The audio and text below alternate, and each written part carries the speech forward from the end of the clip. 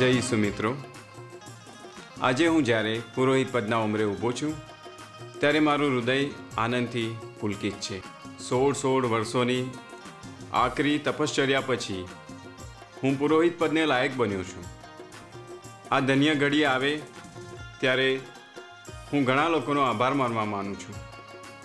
ખાસ તો સર્વપ્રથમ પિતા પરમેશ્વરનો, પ્રભુ ઈસુનો અને પવિત્ર આત્માનો, જેમણે મને આ કાર્ય માટે માતાના ગર્ભમાંથી પસંદ કર્યો અને મને બોલાવ્યો અને આજ દિન સુધી મને દોરી લાવ્યા, મને માર્ગદર્શન આપ્યું।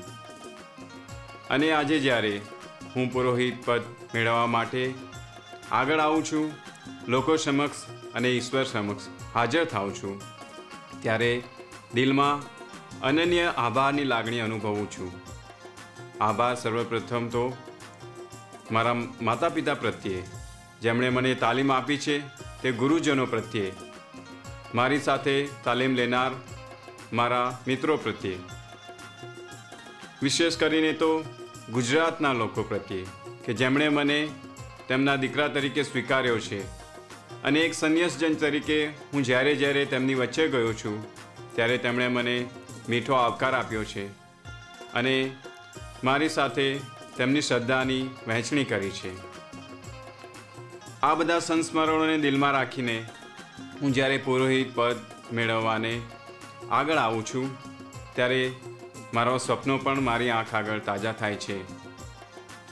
હું તો આ ગુર્જર દરામાં ગુજરાતની ધર્મસભામાં એક પુરોહિત તરીકે લોક સેવામાં જીવન ગાળવા ઈચ્છું છું અને વિશેષ કરીને તો આપણા આદિવાસી ભાઈ બહેનો સાથે તેમના જીવનમાં એક બની જવા માટે હું ઈચ્છું છું।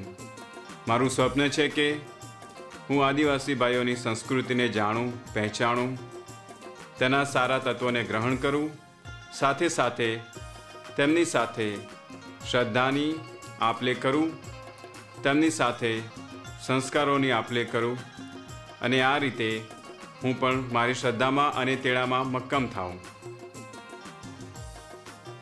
આજે હું વિશેષ આભાર માનવા માગું છું ઈસુ સંગીઓનો, ખાસ કરીને મારા ગુજરાતના ઈસુ સંગીઓનો કે જેઓ સંત ઇગ્નાસના આદર્શોને વરીને ગુર્જર ધર્મસભામાં સેવા કાર્ય કરી રહ્યા છે અને એ સેવા કાર્યને આગળ વધારવા માટે હું ગુર્જર ધરાના યુવાનોને હાકલ કરું છું, આમંત્રણ આપું છું, અમારી સાથે આવો અને આ મહાન સેવા કાર્યમાં જોડાઈ જાઓ અને આપના અને અન્યોના જીવનને ધન્ય બનાવો।